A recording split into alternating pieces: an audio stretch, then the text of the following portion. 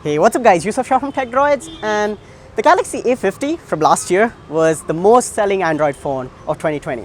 And today I've got an exciting video for you guys. Today we're going to be taking a look at the new A series phones from Samsung, the Galaxy A52 and A72. This video is going to be on the cheaper Galaxy A52, and we're going to be talking about everything you need to know about this phone. Again, it's got some really nice features like a 90Hz display, the quad cameras, a big battery, but it's also got some quirks, and this video is going to be my full review, my honest verdict on the Galaxy A52. We'll talk about everything you guys need to know, and I'll also tell you guys if you should be buying this phone and if it's worth your money. With that being said, subscribe to the channel, give this video a like, and let's get started.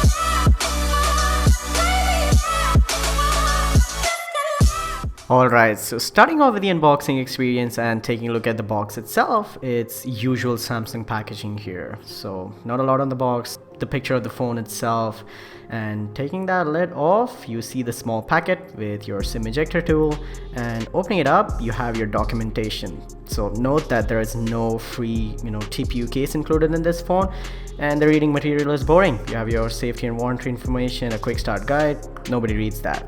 Getting to the phone itself, take that plastic off, and it reveals that awesome blue color. And note that this is not glasstic, this is actually polycarbonate, so there's no shine to it, it's just matte plastic. It's got that soft touch coating to it, and it's also got the headphone jack. Now getting to the other stuff in the box, we have a USB Type-C to Type-A cable for charging. So it's not Type-C to Type-C like on the A72, but again, should get the job done. And you have a not so fast charger, but it's included in the box, so it's appreciated. Like, it's surprising we're appreciating free chargers in the box in 2021, but that's the unboxing experience. It's sweet and it's simple. And yes, I do miss the free earphones that Samsung used to include in their box in their previous phones, but it's not here and there's nothing we can do about it. But after one of the quickest unboxings I've ever done, let's get to the Galaxy A52 itself.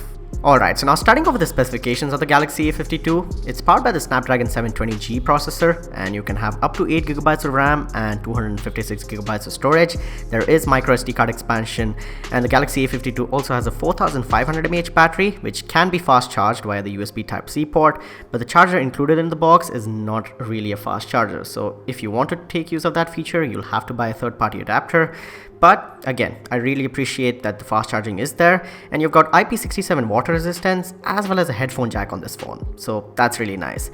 And those numbers might not mean anything to you if the real life performance isn't great.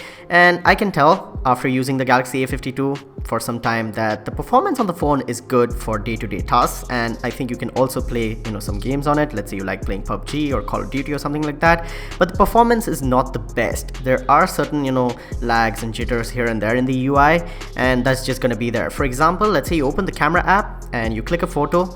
After you press the shutter button, there is a significant delay from you pressing the shutter button and the picture being taken on the phone. So just keep that in mind. The 720G is a good processor, but again, I think Samsung could have done better, or maybe throw in a Exynos CPU of their own to get some better performance. So this phone is not going to crush benchmarks scores anytime soon.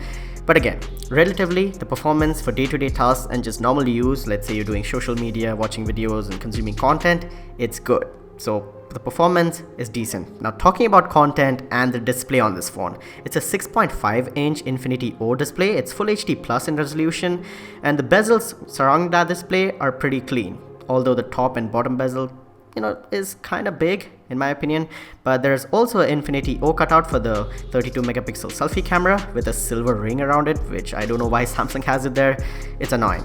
but the display itself is amazing. It's a Super AMOLED 90Hz panel, which is really nice for watching videos, playing games, and just doing things on this phone. Now there's also a A52 5G that has 120Hz, but I don't know when that's coming to India or even but the 90Hz 6.5-inch display, in my opinion, is a really nice one. The quality of the display, the brightness, all of that is really good. So you're not going to be disappointed with the display anytime. And again, I watched a lot of YouTube and it does have wide vinyl L1 certification. So in terms of the display, there's no complaints.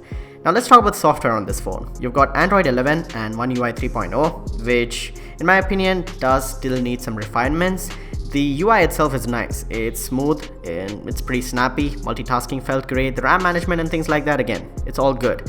But there is still a lot of bloatware, like you get this MX, cheaper TikTok version of the app, and there's also Snapchat and Amazon and Netflix and a bunch of other apps like Opera and stuff pre-installed. The bloatware, I get it, like the companies have an agreement and they pay money to each other, but I think when you're buying a phone for, let's say, 30,000 rupees, this shouldn't be the experience. The software can be cleaned out and refined a little bit, but apart from that, the performance of One UI itself and Android 11 is good. You have some good features on this phone that you might want to use. So yeah, all of that is good. You've also got always on display and you can use Samsung Pay on this device. Now talking about the design and build quality of the Galaxy A52, I like it. It's good. It's built really well, but the looks itself, at just the first impression, it might feel a little cheap because of the polycarbonate back, and it's not glasstic like it used to be in the past. Like there's not a mixture of glass and plastic. It is not shiny. It does not feel like glass. It feels like plastic, and it is plastic.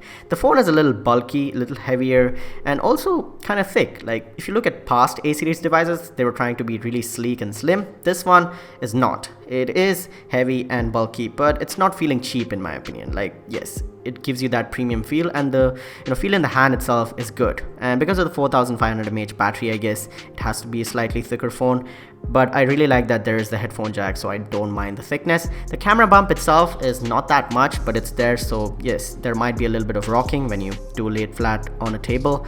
But apart from that, the design and build quality in my opinion is nice. And yes, it is plasticky and the phone isn't really ashamed of it. But I think if they had gone with a similar kind of design that they have in the Galaxy A32, like that iPhone 8, iPhone 4 kind of design, again, it's still plastic but just looks more premium. But there's 4 colors in the Galaxy A52 and the A72, and depending upon what you like, you can go for anything. But in my opinion, all the 4 colors are nice. My favorite has to be the purple as well as the white, and the black is just going to be showing a lot of fingerprints and scratches. And yes, durability is nice on this phone, so fingerprints and scratches and stuff like that wouldn't be very easily visible on this one. And let's say you put on a case, it should be all good. So drop tests and stuff like that, I think this phone is going to be a little more durable if you drop it on the back. Now design and build quality aside, let's talk about those cameras. We've got the 64 megapixel main camera with optical image stabilization, and it's also got the f1.8 aperture. You've got a 12 megapixel ultra wide, a 5 megapixel macro, and a 5 megapixel depth sensor.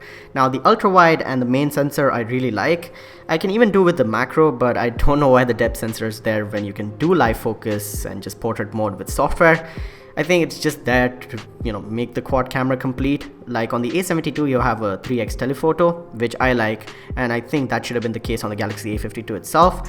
But specs aside, you've also got a 32 megapixel front camera, which is really nice for selfies and stuff like that. In broad daylight and good daylight, the pictures turn out to be really nice. I'll try to link up some camera samples down below, but I like the camera app as well as the camera experience itself. It's good. The main sensor is very detailed, and you also have the Samsung processing, the Samsung colors. If you like them, you're gonna like the photos and videos on this phone. Apart from that, you've got all the basic modes like live focus and the pro mode, as well as you've got a bunch of extra modes that you can access. And talking about the front camera as well, the selfies and the videos that you do take on that camera are pretty detailed and they're really good. Again, good daylight performance is good. When you go indoors, it kind of depreciates, and in low light as well, I think the camera should do pretty decent, and I think Samsung has done a good job with the camera system on this phone. So that's that. And talking about battery life, with the 4500 mAh battery in this one and the fast charging, I think you'll get at least a day of battery life, no problem, even with heavy use.